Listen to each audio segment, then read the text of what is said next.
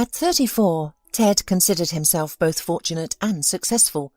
He was the head of a large company that sold components and spare parts for various types of equipment, and he lived in a luxurious 2-level apartment in the city centre. His life was, in a word, idyllic. However, there was a downside to his happiness that Ted chose not to dwell on. The foundation of his prosperity was the capital earned by his father-in-law, Alison's father, not him. Ted reassured himself that few people could achieve such success at his age, regardless of how it was acquired. Ted was born and raised in the working outskirts of the city. His family consisted of a perpetually tired mother who single-handedly raised 2 children and an older brother who was lazy and avoided his studies from a young age. Compared to his brother, Ted was considered more capable, knowledgeable, and promising, and hence the minimal expectations placed on him. Ted grew up almost entirely by himself. He didn't cause much trouble, and from a young age he knew he needed to escape the crowded suburb. He searched for ways to achieve this, sometimes even against common sense. Ted's academic performances were average, but he excelled in the humanities, more than in exact and natural sciences. His mother, always on the brink of poverty, couldn't afford tutors. As a result, Ted struggled with subjects like algebra, geometry, physics and chemistry. However, after school he chose to become an electrician and managed to enroll in a relevant school. However, his studies didn't go too well, as he was often distracted by his attention to the girls. The girls he was dating with were similar to him, young, carefree, and not overly concerned with moral values. They enjoyed their time together without making any long-term plans or considering starting a family. Around this time, Ted's older brother committed a serious crime. Not just a minor prank. He and his friends robbed a home appliance store, for which he was sentenced to prison. Their mother, in an attempt to help her older son, sold her small apartment and used the proceeds to buy a tiny studio in an old apartment building in the same neighbourhood. She gave the rest of the money to a lawyer in hopes of appealing the case. Unfortunately, whether she was misled or the lawyer was incompetent, nothing changed. The older son remained in prison, and it became clear to Ted that there was no space for him at home. Thus he realized that adulthood had begun for him, whether he was ready for it or not. Ted began working at an early age, taking on any jobs he could. He started by carrying crates of fruits and vegetables to the market for a few pennies. He helped unload trucks full of household chemicals and walked dogs for others. He also distributed leaflets and handed out advertisements on the streets as a promoter. Despite trying to balance these jobs with his studies, his academic success was getting worse. However, with difficulty, he did graduate from school. Ted landed his first official job at a local enterprise. Although the pay was not substantial, especially for a novice specialist, it was enough for him to get by. The problem was that he could no longer use the student dormitory, so he needed to find his own place to live and pay rent. With his first paycheck, Ted rented a tiny room in a shared apartment. The rest of his earnings were quickly spent. This rash expenditure was a one-time event. Afterwards, he began to work and manage his finances more wisely, eventually saving some money for the first time in his life. Despite his efforts, Ted struggled with his personal life. The women he liked would go on a few dates with him, but then they often stopped communication or didn't respond to his calls. Aware of his financial limitations, Ted understood that he couldn't fulfill the expectations of many women. He could only afford to dine out once a month, and seldom bought flowers or gifts, which women tend to appreciate. Ted knew that if he lowered his standards and dated not marshmallow air creatures, but girls from his circle or even from work, he might have more success. He tried this a couple of times, but was quickly disappointed. He believed he deserved more than ignorant women who often neglected their appearance and used foul language. So Ted remained single, continuing his search for a significant other. He lived this way for about 2 years. During this time, he got used to the fact that he could safely provide himself not only with a place to live, but also with good food, clothes in season, and a little entertainment. He even had some free time. In his little world, Ted was happy. However, soon everything started to fall apart with alarming speed. The company that once provided a young man with employment and income suddenly collapsed. It was revealed that the owner owed a significant amount of money and had only selectively paid taxes. Soon, law enforcement agents visited the company. Within a week of this event, Ted, along with many of his colleagues, found themselves jobless and lost his income, which he needed for rent and food. Ted began job hunting, but luck was not on his side. He was willing to work as an electrician, but could not secure a position due to stiff competition. Potential employers considered him too young and unpromising, preferring more experienced candidates. Eventually, Ted took a job at a construction site, hoping to work as an electrician. However, he was only accepted as a helper. He worked there for a week until payday. Instead of receiving his earned money, Ted was given a promise and reassurance that he would be paid soon. This was not what Ted had anticipated, as he had been eagerly waiting his paycheck while surviving on meagre resources. Chance decided his fate. One day, with only some change in his pocket, Ted wandered through a snowy park, torn about what to do. He had almost no money left, and if he didn't get paid again, it would be a disaster. His mother offered no help. She made it clear that he was on his own, as she was already burdened with feeding herself and his incarcerated older brother. In her eyes, Ted was an adult who had to fend for himself. His work troubles were unimportant to her, compared to the mess his brother had gotten himself into. As Ted thought over his options, a small dog darted past him, its leash trailing behind. The incident happened so quickly that Ted barely had time to register it. He just noticed the dog's pink jacket and surmised that it must belong to a well-off woman, having seen similar dogs while walking other people's pets for a small fee.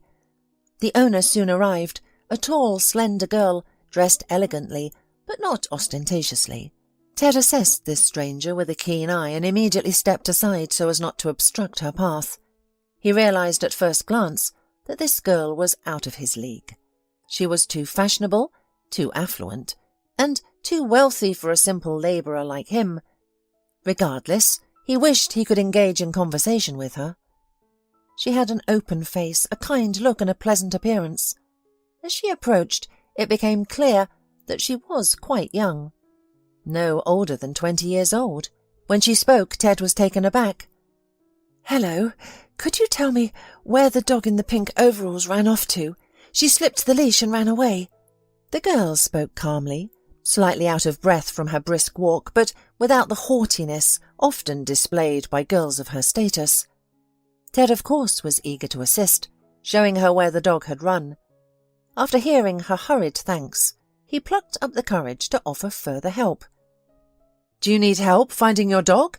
I have experience communicating with dogs."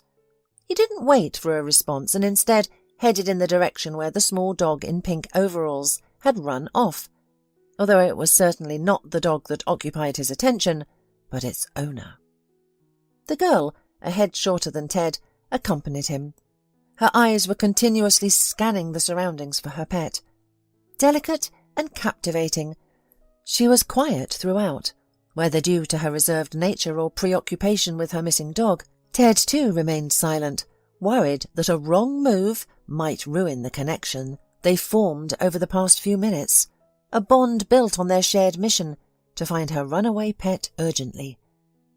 As their search yielded no results, Ted found himself hoping for the search in the park to extend. Perhaps then he could strike a conversation with his charming companion and get to know her better. The idea of asking for her phone number didn't even occur to him. He wouldn't dare to dream that far. As if the dog had heard Ted's silent pleas, it didn't appear anywhere. The girl, visibly worried, kept anxiously turning her head and looking out for her pet. "Don't worry," Ted reassured her. "We'll find your dog. It just needs a bit of time." She ran past me so quickly I barely had a chance to see her. "Stay calm and we'll search this place methodically." "Thank you," the girl replied politely, brushing a thick strand of shiny brown hair from her forehead. "This isn't even my dog, which makes it twice as scary. A friend of mine asked me to walk her dog while she and her boyfriend were at the country club. They don't allow pets there. So I took Berta out for a walk and she ran away. What am I going to say when my friend gets back? What am I going to do?" "We'll find Berta," Ted reassured with a frown, ready to do whatever it took to bring back the missing dog and to see the stranger smile. For half an hour the young people scoured the park, searching beneath every bush, tree and bench, but the dog in pink overalls was nowhere to be found. It was as if the dog had vanished. Ted was about to start asking the passers-by, but they seemed oblivious to the pet scurrying past. Eventually, after pacing back and forth along the park's paths in anxious silence, a flash of pink caught their eye in the distance. The dog was sitting near the fence, separating the park from the street. She appeared tired and out of breath, but otherwise unharmed. As Ted approached the dog, Berta suddenly darted between the bars of the fence. The woman cried out in dismay, but Ted's response was instantaneous. He sprinted towards the fence and, with a few long strides, hoisted himself over it, leaving the young woman in stunned silence. The dog, tired and unprepared for pursuit, was easy to catch. She was clearly exhausted from her lengthy romp through the park. Ted held his precious catch tightly in his hands, rushing towards the gate situated further down the street. Holding Bertha in his arms, he agonized over how to initiate a conversation with her temporary caretaker. What could he say to her? He didn't want to just let her go. He had been smitten at first sight, an experience he'd never encountered before. The thought that this might be the elusive love everyone spoke about flashed through his mind. But would this wonderful beauty want to communicate with him, a simple guy from a dysfunctional family? And if she would, wouldn't she throw him away and ridicule him if he dared to hint his feelings? "Here's your Bertha," Ted said, handing the cherished dog over to the young woman, who had obediently waited for him at the spot where they had parted. "Thank you so much. You've really saved me. You have no idea how much my friend loves this dog. She's like a family member to her," the woman said, taking the trembling pet and looping the surrounding leash in her slender, aristocratic palm. It took Ted a long time to pluck up the courage to say what he wanted to say. He felt that this captivating stranger was about to turn and disappear from his life forever, and he would be left alone, regretting the missed opportunity to express his feelings, and reminiscing about the moments they shared, and he decided to speak. "My name is Ted," he announced, extending his hand. "Nice to meet you. I'm Alison." "Thank you, Ted, from the bottom of my heart. What would I have done without you?" she replied, her grey eyes twinkling with mischief. "Oh, it's not the first time I've chased dogs," Ted quickly responded, regretting his choice of words as it might reveal his past as a dog walker. "Do you have a dog too?" she inquired, glancing up at him. He found it difficult to look away from her. Instead of confessing his lack of pets, Ted fabricated a story about walking his friend's dogs. "You must be a very kind man," Alison said, clutching Berta. "Not everyone would care for the pets that aren't theirs." Ted laughed and delicately reminded the young woman that she was probably just like that too, running around with a leash and a dog instead of spending time in more suitable company. Actually, he wished to tell her that a beauty like her ought to be spending time with a beau, but he refrained from saying so. Now they were both engaged in casual conversation. Ted's dream had come true. He had met this girl and was beginning to get to know her. Alison conversed easily and openly, showing no discomfort in the presence of a stranger, despite the economic disparity between them. She was approachable, pleasant and honest, engaging in any discussion without bragging or rushing to leave. Ted was unsure if it was gratitude for the saved pet or simply Alison's personality. She revealed that she was in her 4th year of university, training to be an international lawyer. She found her studies enjoyable and straightforward. She nonchalantly mentioned her upcoming winter vacation at a ski resort with her family, as if it were as commonplace as a trip to the local bakery. To Ted, who had never ventured outside of the city, let alone overseas, her life seemed extraordinary. While Ted listened to Alison, he realized deep down that she wouldn't agree to meet him again. They were worlds apart. A single act of saving a dog wouldn't close the gap between their economic statuses. Ted shared little about himself. He mentioned his mother and an older brother who lived separately, and that he was self-employed, earning a living and paying rent. He didn't reveal his unemployment, hinting vaguely at the construction skills and various odd jobs. He aimed to keep Alison's attention for as long as he could. Alison and Ted strolled the park's end, where steps led up to the street. The young woman held Bertha, who was now calm and confident, closer in her arms, ready to bid farewell to Ted. "Thank you," Alison said sincerely. "You've been a great help. I don't know what I would have done without you. How could I have found Bertha? Good luck, Ted." However, Ted couldn't bear to part with her just yet. He didn't know what it would take to transform their accidental acquaintance into a romance, but he wanted to keep her in his sight. Summoning his courage, Ted suggested they meet again at their convenience to walk Bertha together.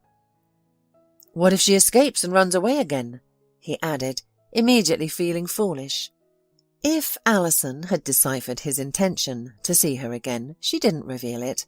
She warmly agreed to Ted's suggestion, mentioning that she usually walks the dog after her studies, around 4:30 afternoon.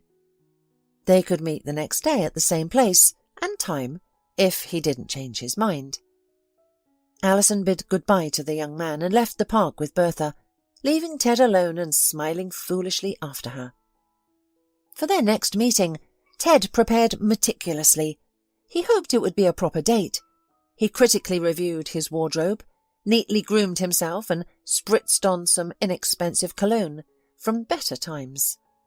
He admired his reflection in the mirror. If he had more money, he would have bought flowers and taken Alison to a cafe, but his pockets were empty, and he wasn't sure how she would react to flowers from a man who had just walked her dog. What if Alison was merely mocking him and didn't plan on showing up? Doubts gnawed at Ted. He wondered if he should have asked for her phone number to ensure he wouldn't lose her. Yet he also thought he had made the right call, as she might have refused to give him her number. Had that happened, he wouldn't have had the anticipation of their meeting to look forward to. Alison arrived punctually, appearing even more beautiful to Ted than the previous day. She was dressed in a bright pink tracksuit, which made her look like a beautiful flower. Ted went out of his way to please and impress her. He shared anecdotes and stories from his life, even inventing and embellishing some, all to make her smile and laugh as they walked together. Inwardly, Ted hoped that the unpredictable Bertha would break free and run away. This would give him another chance to prove his usefulness to Alison. However, it seemed that Bertha, tired from the previous day's events, walked peacefully and quietly. The evening walk passed swiftly, and it was time for the young people to part ways. Ted knew this moment would come, but he hadn't anticipated it would arrive so quickly. It felt as if he had just met Alison in the park with Bertha on a leash, and now it was already time to say goodbye. "I haven't laughed this much in such a long time," Alison said earnestly, standing beside Ted. "Thank you for this wonderful evening. It's the best time I've had in ages." Ted struggled to find the right words to respond. If he let his emotions speak, he would have a list of compliments for Alison. He wanted to tell her how beautiful she was, how pleasant her company was, how intelligent she was, and how she made him feel like the happiest man in the world. But he held back, fearing he might scare her with his feelings. All he dared to do was invite her to meet him again at the same place and time the next day. "Well," Alison said seriously, "it seems Bertha is getting used to you. She doesn't run away, and I feel safer with you." So they started seeing each other regularly. Every day after her studies, Alison would leash her dog and go to the park, where Ted was waiting on them. To make it on time, Ted had to leave his part-time job early, earning less than he would have liked, but nothing could stop him. They enjoyed each other's company, and within 5 to 6 days these walks became a habit. But all good things must come to an end. The time of Alison's friend's stay at the country club had come to an end. She was to return the next day. So Ted, Alison and Bertha, on a leash, took their final stroll under the old linden trees along the park's main path. "It's strange to think I won't have to rush home from the university to walk the dog tomorrow," a young woman shared her thoughts. "Don't you want to get your own dog?" Ted asked without much hope. "No," the girl laughed. "With my lifestyle, I can't own a dog. I'd finish the semester and then go on vacation with my parents. I couldn't abandon a pet like that. And it's not feasible to bring a dog everywhere. So for now, I won't have any pets." Ted had so much he wanted to say. He was ready to care for her dog indefinitely, and she could trust him in any situation, not just with a pet.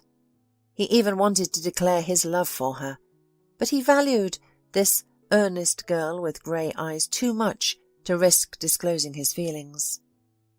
Twilight had settled in as the young pair strolled along the lantern-lit alleys.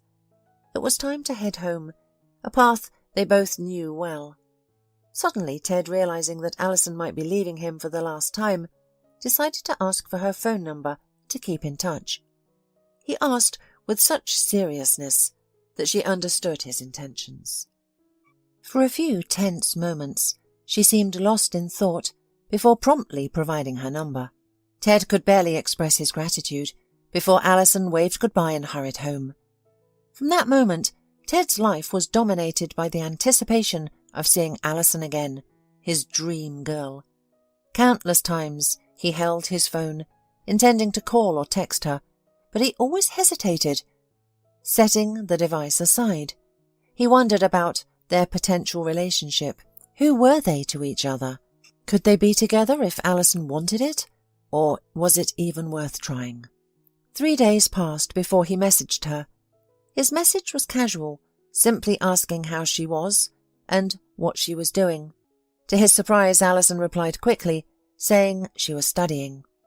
So, they had started a lively correspondence.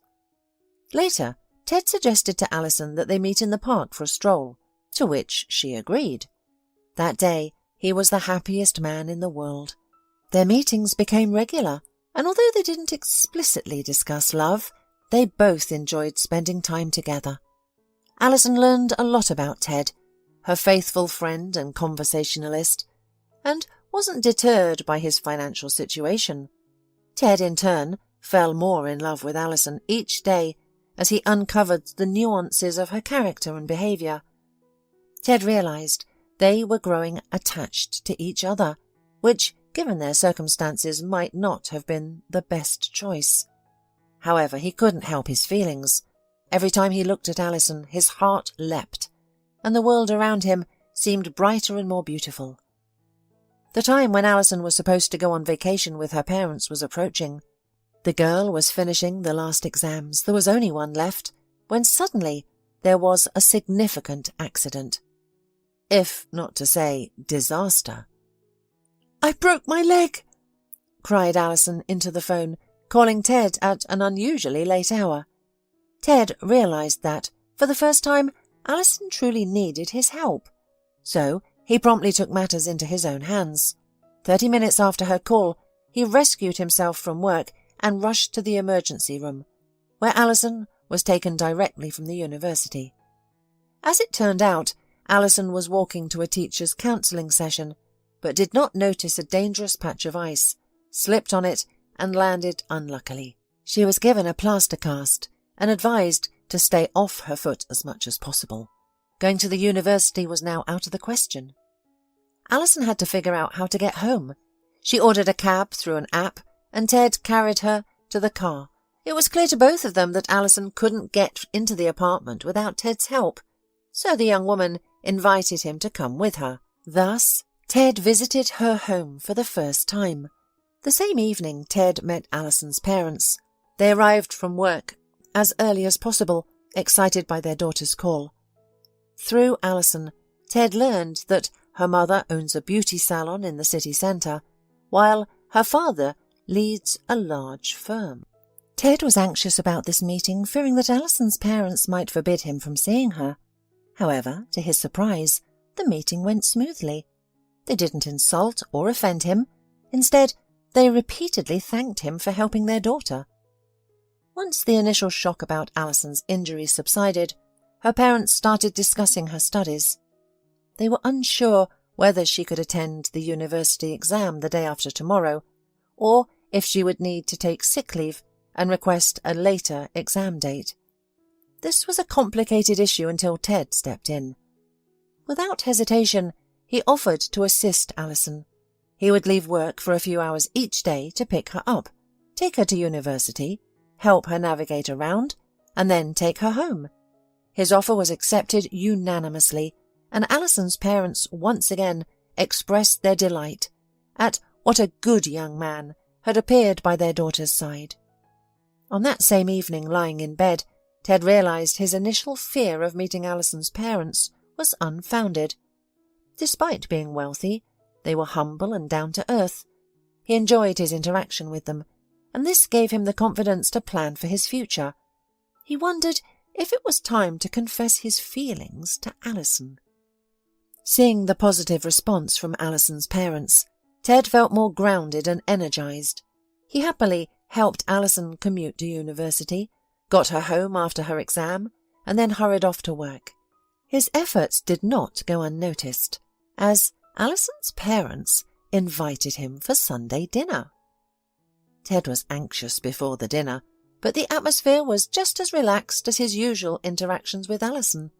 Everyone joked, laughed, and shared interesting stories, with no one making fun of his modest clothing. Mrs. Smulders played a key role in creating this pleasant atmosphere. She showed genuine interest in Ted's work and family, and truly admired his accomplishments. Mr. Smulders spoke more about himself. He was a medium-build, self-confident and sturdy man, often casting an evaluating yet approving gaze at Ted. Alison later revealed that her father was an orphan, and thanks to his innate cunning and skilled hands, he managed to achieve much in life. He valued people with tenacity.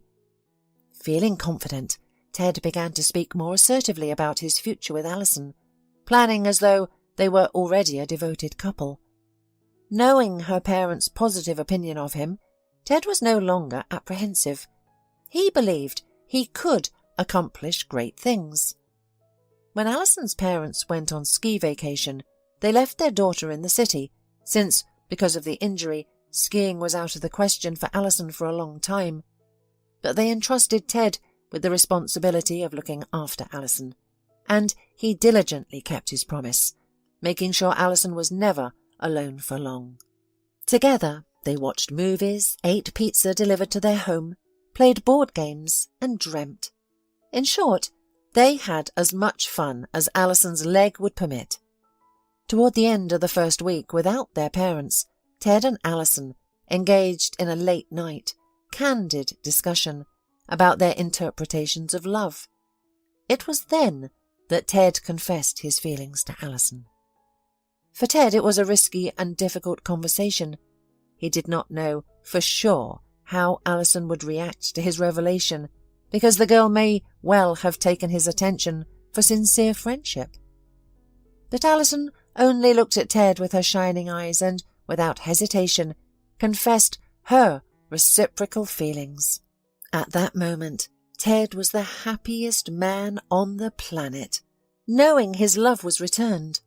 The young couple sat hugging each other under a plaid blanket until the evening, making plans and dreaming, dreaming and dreaming. Their dreams were endless.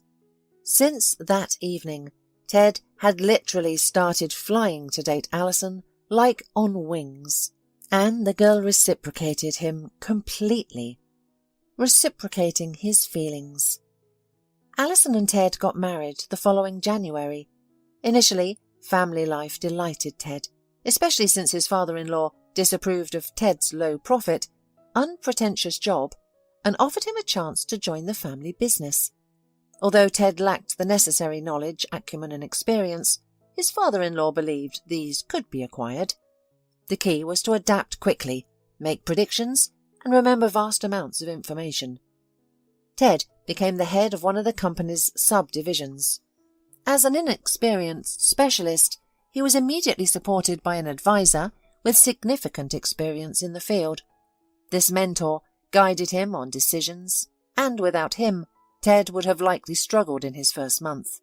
However, with the advisor's help, the subdivision performed better than ever. For the first time in his life, Ted was content with his salary and working conditions. He no longer had to rise at dawn, deal with dust and dirt, or spend half his day outside in any weather.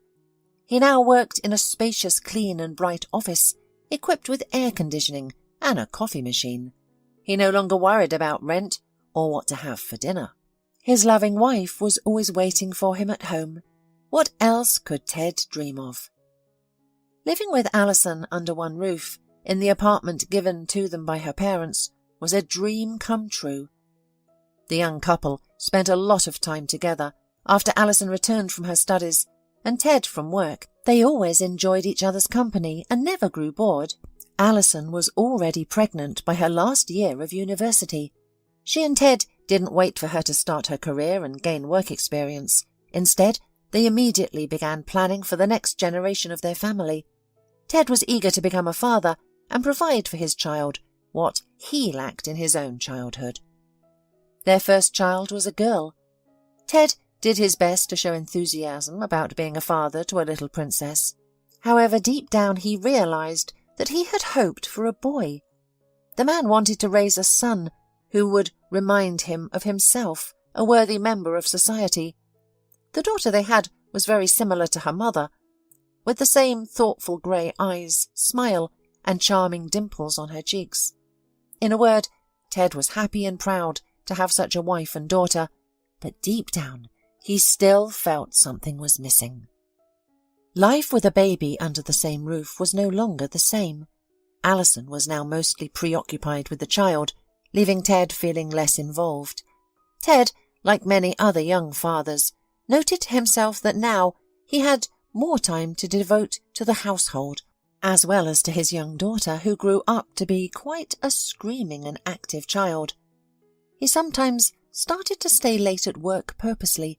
Although he finished his tasks, he would wait for Alison to bathe their daughter and put her to bed. Once he returned home, he used to tenderly kiss his usually sleeping daughter's forehead and hope for some alone time with his wife. However, Alison always had chores to do, unloading the washing machine, running the vacuum cleaner or tidying up.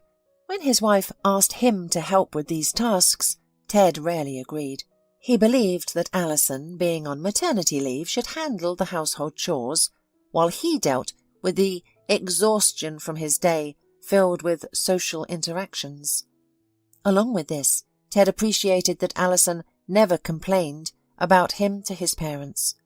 Even though her parents might have condemned his behaviour, Alison remained silent. So Ted was grateful to his wife for her tolerance of his minor flaws and her discretion in keeping their disagreements private. Around the same time, Ted's mother reappeared and required his help. She had long given up on him and held no expectations, until her son told her that he had gotten married and that he and his young wife would live in the apartment of her parents.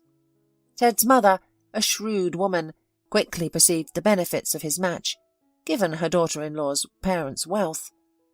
When she was invited to get acquainted with Alison, she immediately paid attention to the new car that Ted now used to drive, and the comfortable lifestyle he now enjoyed.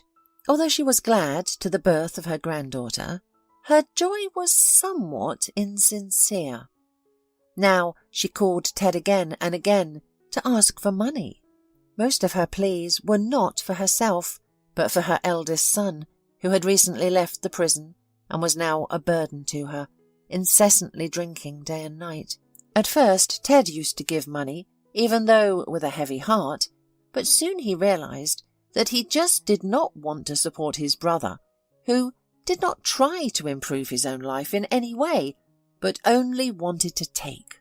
The constant emotional pressure and his mother's manipulation did not contribute to his satisfaction with life. His daughter was growing up, and Ted increasingly found himself longing for a son. He couldn't always articulate how a baby daughter differed from a baby son in his mind, but he simply wanted a son. Ted had discussed this desire with Alison several times. However, his wife, who had undergone an emergency caesarean section during childbirth, repeatedly told Ted that it was not the right time to plan for a second child. Sometimes it seemed to Ted that he was literally going crazy at the thought of having a son, a successor of the family and a proud bearer of his surname. Envy filled him when he saw his friends with their sons, and even men on the street pushing strollers with boys. Yet Alison remained steadfast. Now, Ted seldom found the peace of sleep he used to enjoy when he first met and dated Alison. His responsibilities often kept him awake until late at night. Alison sometimes openly resented the little time he gave to her and their daughter, but the man always justified it by saying that he worked hard for the good of their family. For her part, Alison tried as carefully as possible to keep order in their apartment, to give the necessary attention to her husband, to raise their daughter, to cook exquisite dishes, and so on. The woman sincerely wanted her feelings with Ted to be as fresh and bright as when they had just met and liked each other, yet she could see the toll of their domestic life, and his desire for a son was taking on Ted. This obsession of his discouraged both Alison and her parents, to whom the woman finally revealed a little about the problems in her family.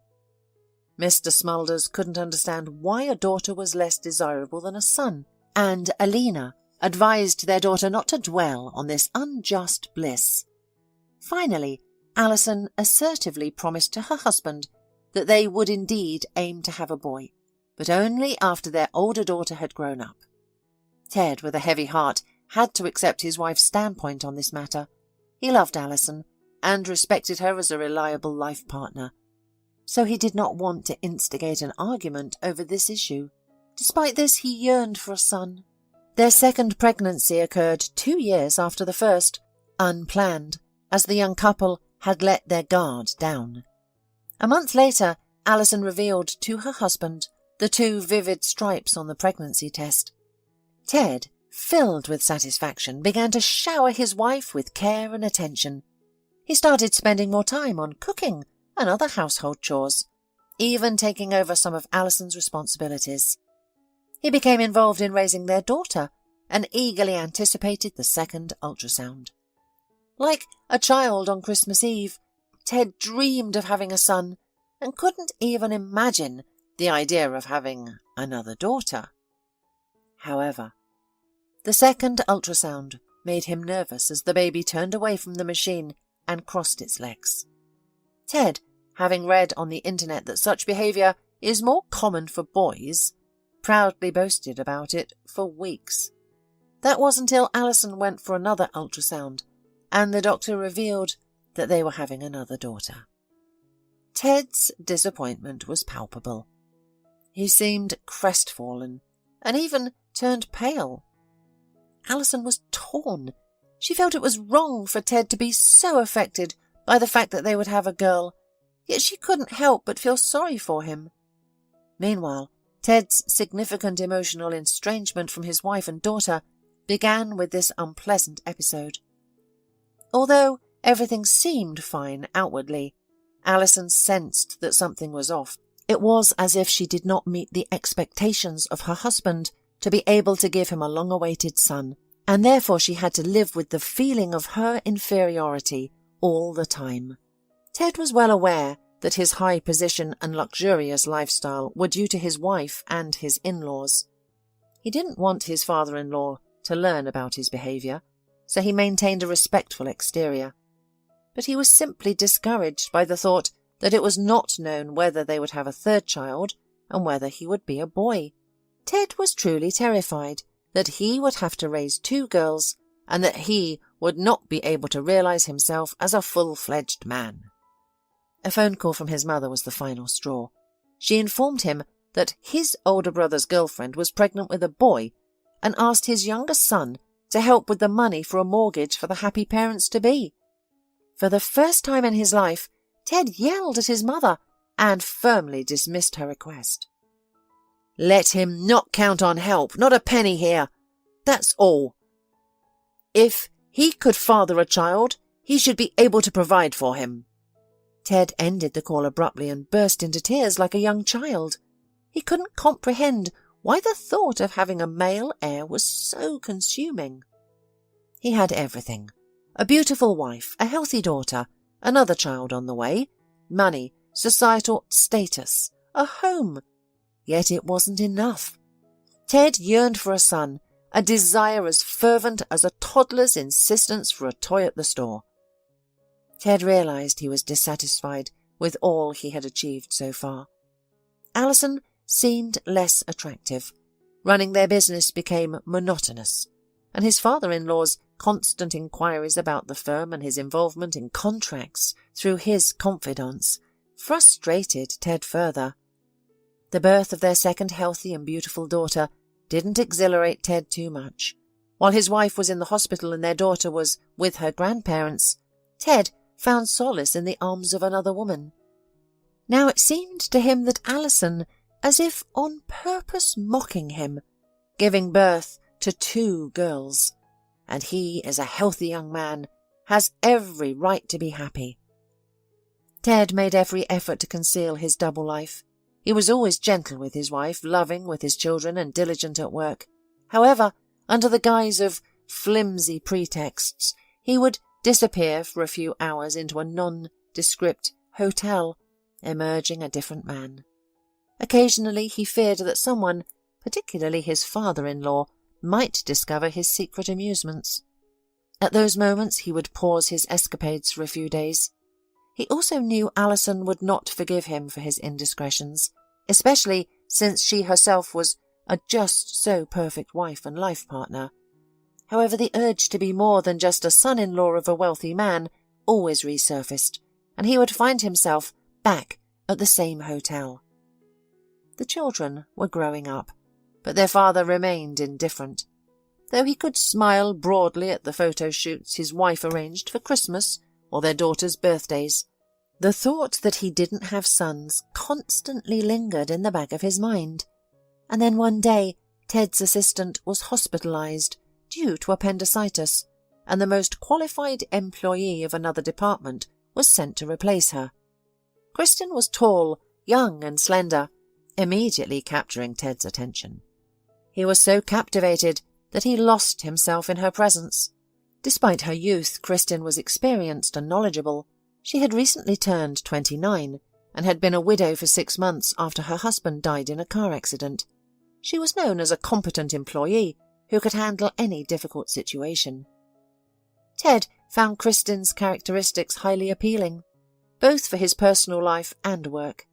However, he was unsure how to approach this elegant woman who greeted him each morning with impeccably styled hair, a perfectly ironed suit, a warm smile and a cup of coffee. Ted would give half his remaining life just to ask Kristen one simple question.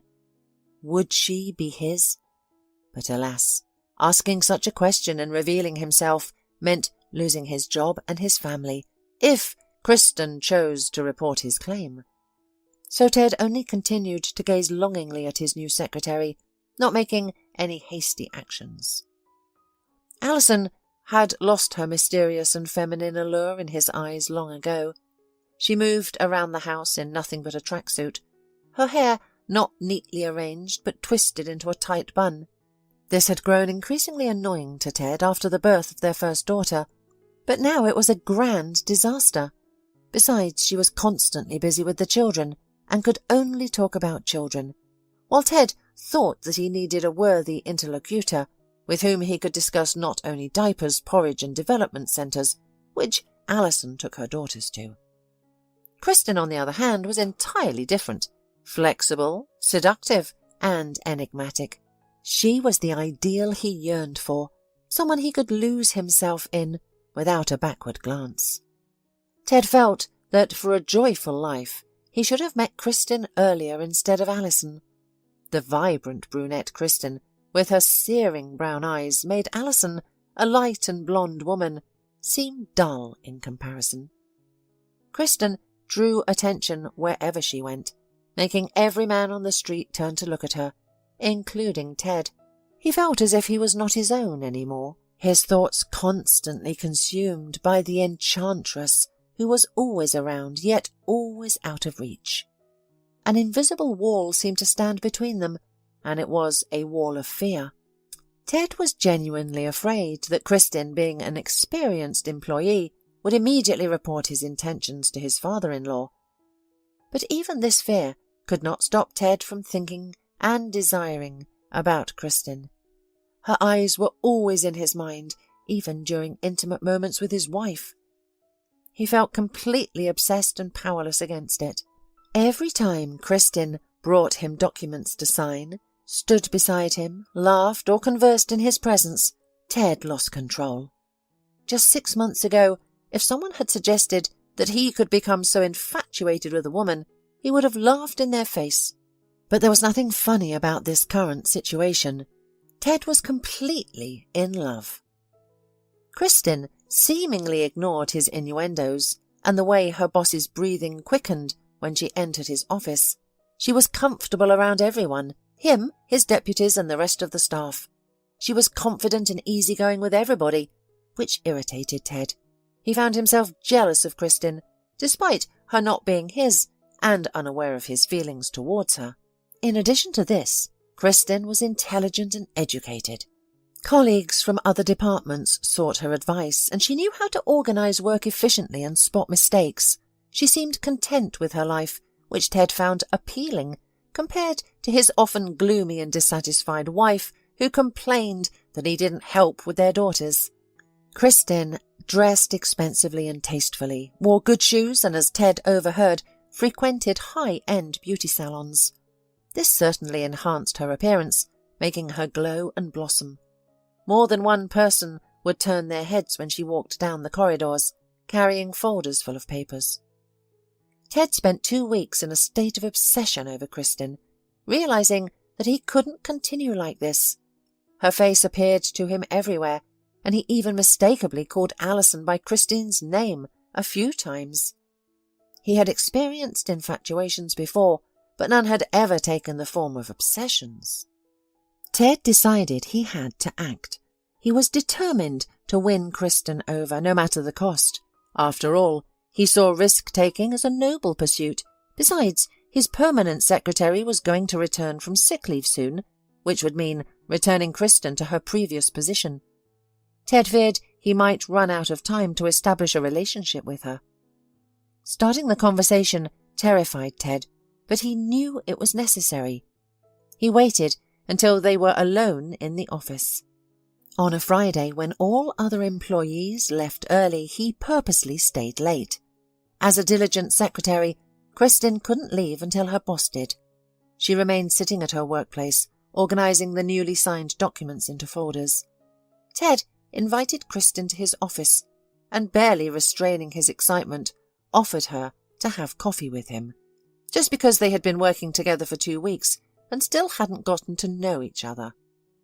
Kristen's dark eyes sparked with a teasing expression, prompting Ted to quickly adopt a serious demeanour.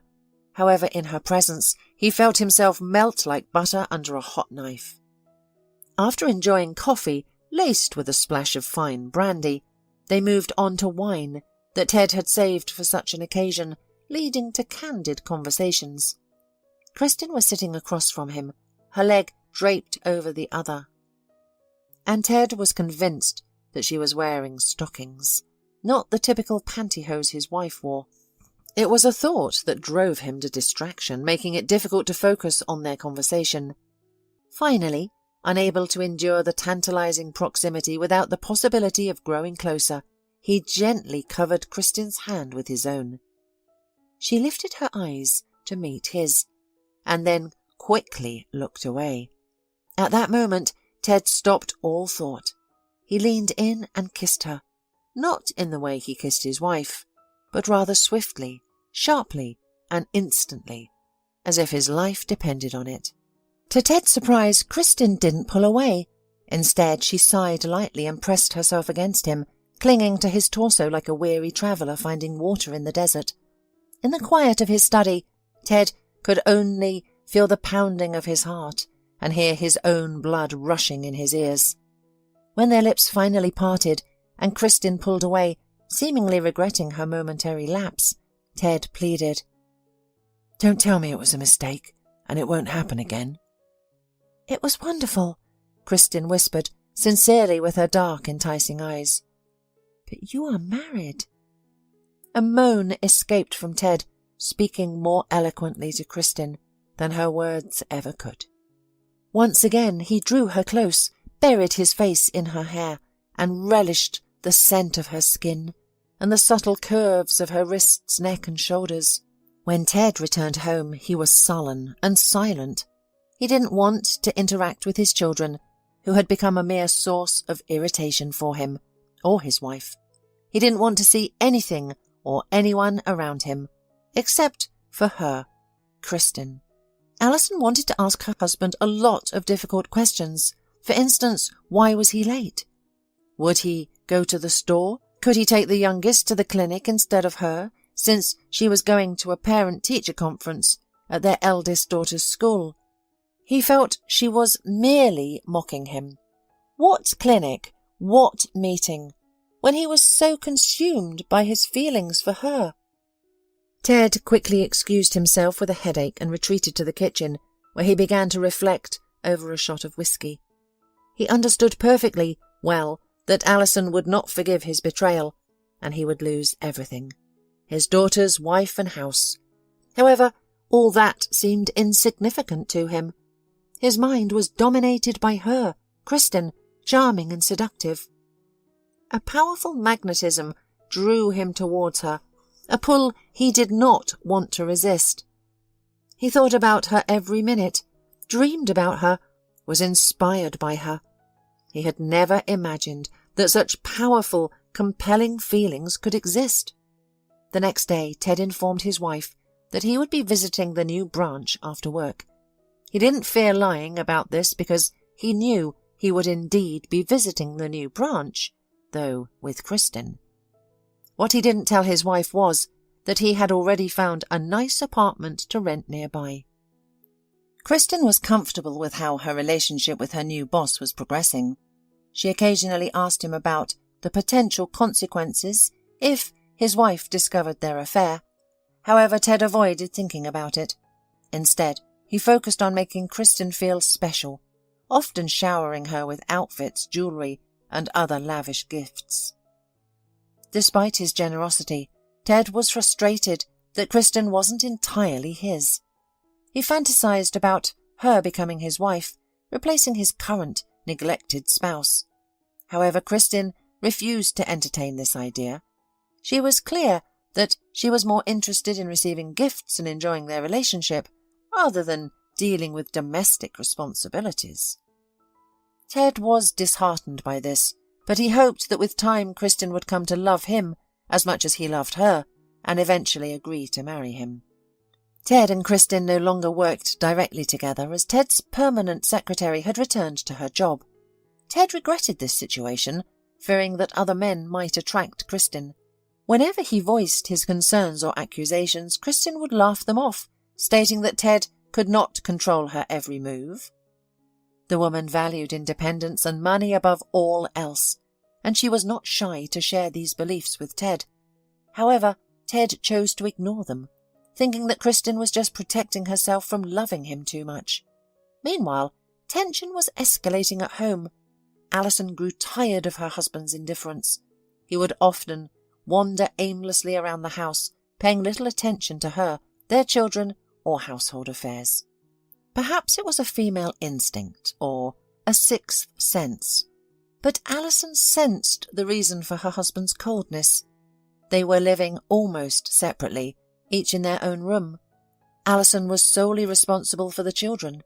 In fact, Ted could not even name the school his older daughter attended or the kindergarten his younger child was in, as he had never visited either in all these years. Alison pondered for a long time, unable to make up her mind. At times she believed that everyone lived like this, and that there was no need to exacerbate the situation. Yet the thought of what their future held worried her. She was young. She had just turned 30, and she wondered how Ted would support and care for her and the children in the future, if even now he was behaving so disgustingly. Alison didn't share these thoughts with anyone, as she lacked a confidant. Discussing it with her parents was out of the question. Her father would be quick to retaliate against anyone who offended his daughter. So Alison had to make her own decision, and she did. She simply decided she had had enough of Ted and his half-hearted involvement in their family life. Alison didn't know how low Ted had fallen, or how low he would fall. She had no idea that her husband's muse was now another woman, so she thought that her decision would be met with the toughest possible resistance from Ted. Nevertheless, one day, she just gathered her husband's belongings and placed them in the stairwell. Returning from what appeared to be work, but was actually a rendezvous with his mistress, Ted was in for an unpleasant surprise. At first the man didn't know what to do. He considered begging Alison to take him back, confessing everything and changing for the sake of their children. But then he realized the situation might be for the best. Now, nothing would interfere with his happiness, and he could be with the woman he truly loved. Humming Mendelssohn's March in his head, Ted quickly took his suitcases and headed for the door, dialing Kristin's number on the way. He couldn't wait to tell her they would finally be together. However, despite Ted's joy, Kristin was not thrilled about their new reality. She merely took advantage of him as long as he had money for lavish gifts and costly cosmetic procedures. She was well aware of her role, a high-class predator and hunter of others' wealth, not a domesticated house cat burdened with household chores. She had no desire for children or live with Ted. While he dreamed naively, she used to indulge him, drawing him deeper into her web. However, now that his father-in-law, the actual head of the company, was likely to dismiss Ted or cut off his lucrative salary, he was no longer valuable to her. Nonetheless, she suspected he still had some resources left, and it made sense to stick around for a while. Kristin was right about Ted being out of the company in the near future. The news seemed to come as a surprise to Ted. He didn't seem to realize that everything he had been using freely was not his, nor did he consider the potential consequences of his actions. The day after Ted eagerly left for his new wife, he was denied entry to the office by the security service, and all his corporate cards were blocked. His luxury SUV, which he had used as a top manager of the company, was towed away.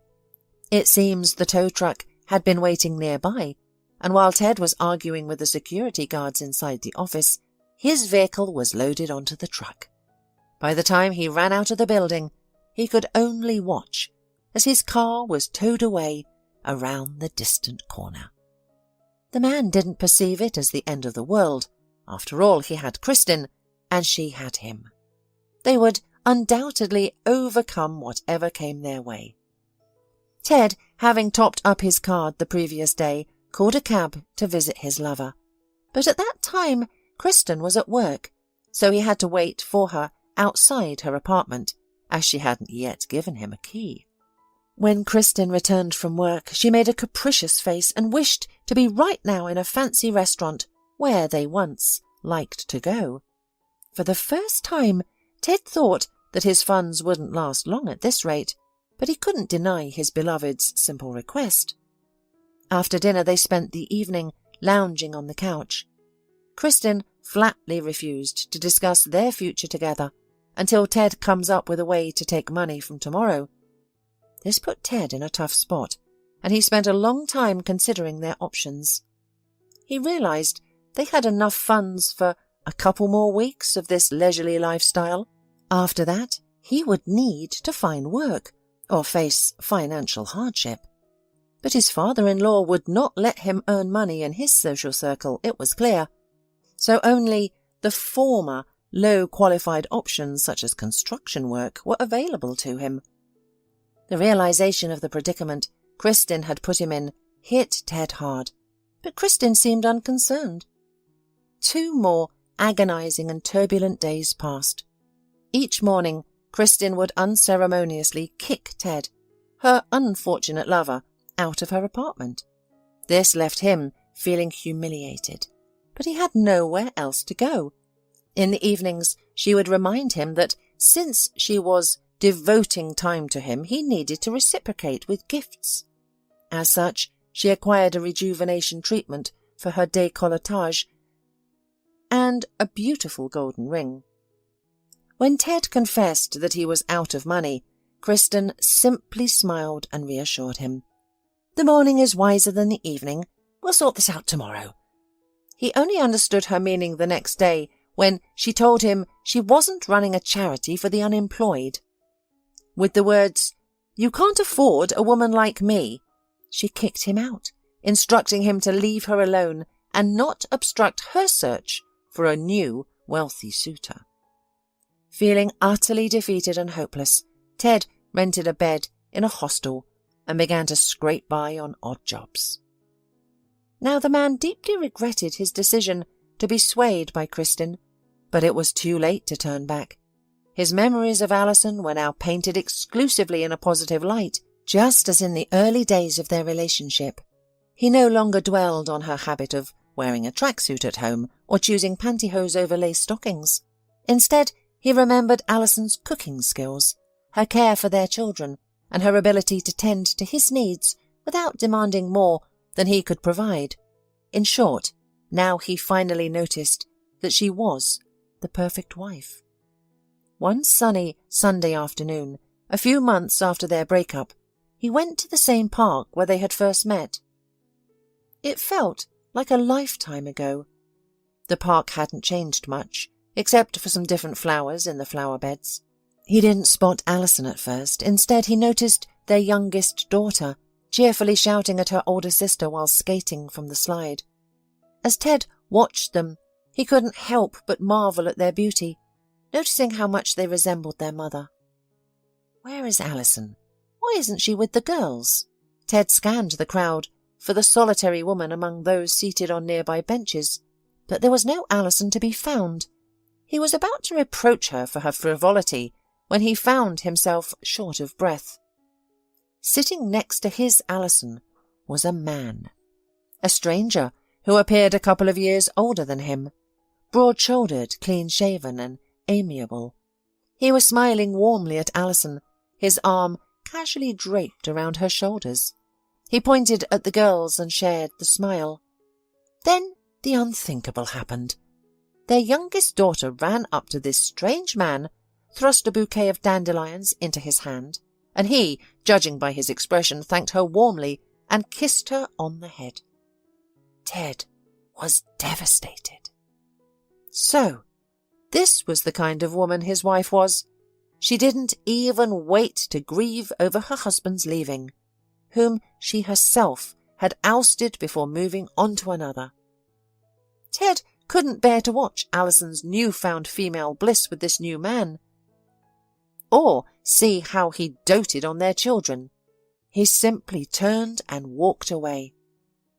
The man found himself with nowhere to go and nothing to live for. His former life as a wealthy man named Ted was now a distant memory. Once respected and valued, He was now seen as worthless in the job market. Initially, he harboured immense anger towards Alison and his in-laws, blaming them for his predicament. Not a shred of doubt could penetrate his cynicism. However, after enduring 6 months of abject poverty and solitude, it began to dawn on him that he was the root cause of his own misfortune. Then one day on Alison's friends page, the one Ted was signed to, there was a photograph of Alison and another man, both beaming, staring back at him. The caption read, "Dear Alison and Andre, congratulations on your marriage. Happy years to you." Ted stared at it in disbelief, and at first he couldn't comprehend why the image seemed to wobble and blur. It was only when he tasted the saltiness of his tears that he understood everything.